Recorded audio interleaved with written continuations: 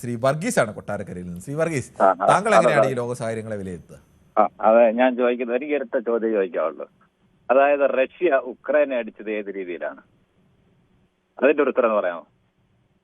Russia യുക്രൈനെ 4 ദിവസം കൊണ്ട് അടിച്ചു തീർക്കുമെന്ന് പറഞ്ഞ് പോയത് ഇതുവരെ വർഷം 3 കഴിഞ്ഞ് ഇതുവരെ അടിച്ചു കഴിഞ്ഞിട്ടില്ല.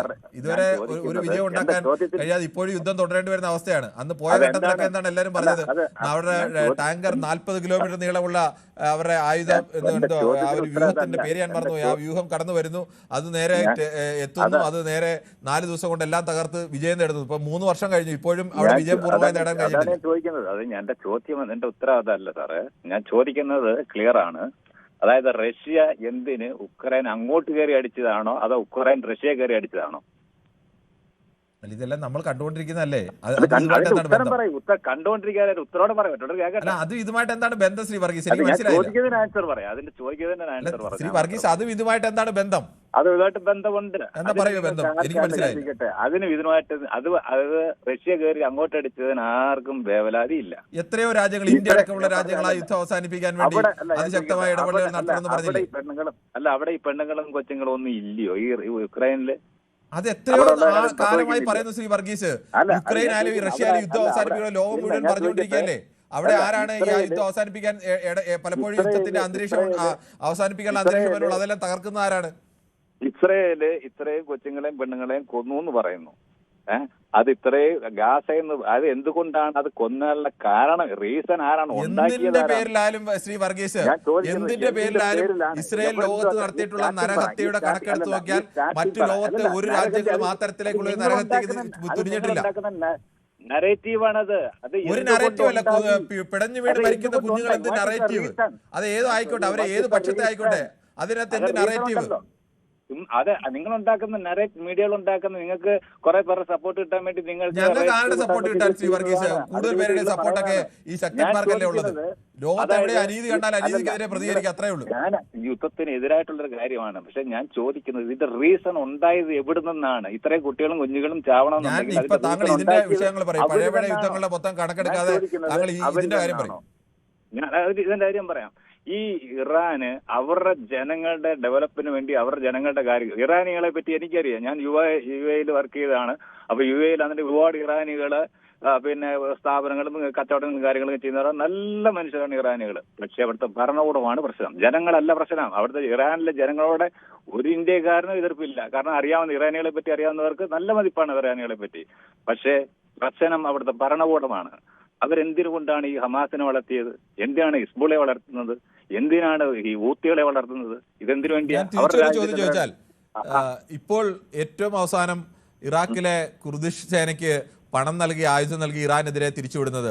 ഈ നാളെ ഈ കുർദിഷ് സേന ശക്തമായി അവരവിടെ ഉണ്ടാക്കാൻ പോകുന്ന ആഭ്യന്തര കലഹങ്ങൾ എത്രയോ വലുതാണ്. ഈ പറയുന്ന അമേരിക്കയിൽ അവിടെ കൊണ്ട് ആക്രമണം നടത്തിയ ഭീകരവാദ സംഘടനകളെല്ലാം, അൽ ഖ്വയ്ദ അടക്കം, ഇവരെല്ലാം ആരാണ് ഊട്ടി വളർത്തിയത്? ഇവരെല്ലാം സൃഷ്ടിച്ചത് ആരാണ്? അതിനെല്ലാം പ്രധാനപ്പെട്ട പങ്ക് അമേരിക്കക്കല്ലേ? അപ്പോൾ അതൊന്നും ഒരു കുഴപ്പമേ അല്ല. ഏറ്റവും വലിയ കുറ്റവാളി അമേരിക്കയാണ്. ഇവരാരും കുറ്റവാളികളല്ല എന്ന് ഞാൻ പറയുന്നില്ല. ഇവരൊക്കെ കുറ്റവാളികളാണ്. പക്ഷെ ഏറ്റവും വലിയ കുറ്റവാളി അമേരിക്കയാണ്, അതേ പറയുന്നുള്ളൂ. എന്ത് അവരുടെ നാട്ടിൽ ഈ ജനങ്ങൾ ഇത്രയും പട്ടിണി കിടക്കേണ്ട കാര്യങ്ങൾ എന്താണ്? എന്തുകൊണ്ടാണ് ഒരു മുസ്ലിം രാഷ്ട്രങ്ങൾ എന്തുകൊണ്ട് ഇവർക്കെതിരായിട്ട് സംസാരിക്കുന്നില്ല? ഇറാന് സപ്പോർട്ടായിട്ട് എന്തുകൊണ്ട് ഒരു മുസ്ലിം രാജ്യം നിൽക്കുന്നത്? ഇറാനിലെ ഭരണകൂടം മെച്ചപ്പെട്ട ഭരണകൂടമാണെന്നോ ഇറാനിലെ ഭരണകൂടം നല്ല ഭരണകൂടമാണെന്ന് ഞാൻ പറഞ്ഞില്ല. ഇറാനിലെ ആഭ്യന്തര പ്രശ്നം ഉണ്ടെങ്കിൽ അത് അവർ പരിഹരിക്കേണ്ട വിഷയമാണ്. അവർ പരിഹരിക്കാൻ അവർക്ക് കൊണ്ട് പറ്റത്തില്ല. അവരുടെ വെടിവെച്ച് കൊന്നുകളയും. അവരിറങ്ങാൻ പറ്റില്ല. ഇന്ത്യയിലെ കൂട്ടല്ല. അപ്പൊ അവരെ രക്ഷിക്കാൻ വേണ്ടി പോയവരാണ് ഈ ഇസ്രായേലികളല്ലേ? തീർച്ചയായും. അതിവിശാലമായ കാഴ്ചപ്പാട് കൊള്ളാം.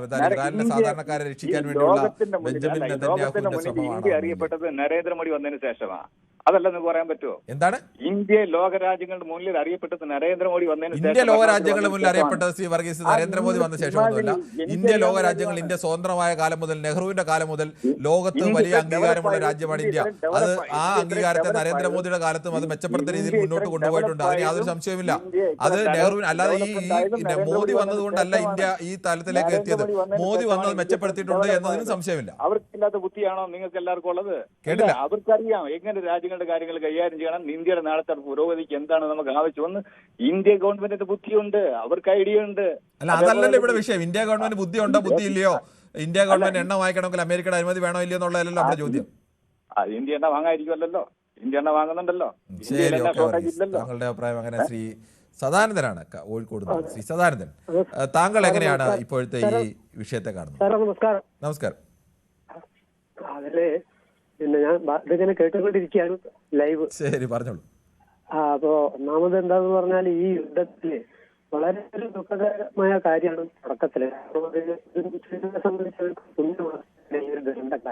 താങ്കളുടെ ടെലിഫോൺ ബന്ധത്തിൽ ചില തടസ്സങ്ങളുണ്ടെന്ന് തോന്നുന്നു, വ്യക്തമായി കേൾക്കാൻ കഴിയുന്നില്ല ശ്രീ സദാനന്ദൻ. നമുക്ക് ഒരു ഇടവേളയിലേക്ക് പോകേണ്ടതുണ്ട്. അതിനു മുമ്പ് വളരെ വേഗത്തിൽ നമുക്ക് യൂട്യൂബിലെ ചില കമൻറ്റുകൾ കൂടി നോക്കേണ്ടതുണ്ട്. നമ്മുടെ യൂട്യൂബ് കമൻറ്റുകൾ വായിക്കാത്തതിൻ്റെ പേരിൽ ചിലരൊക്കെ പരാതിയൊക്കെ ഉന്നയിക്കുന്നുണ്ട്. അതുകൊണ്ട് എന്തായാലും നമുക്ക് യൂട്യൂബ് കമൻറ്റുകൾ കൂടി വളരെ വേഗത്തിൽ വായിക്കാമെന്ന് തോന്നുന്നു. എന്തായാലും കൂടുതൽ വാർത്തകൾക്ക് News 18 Keralam YouTube channel subscribe ചെയ്യുക.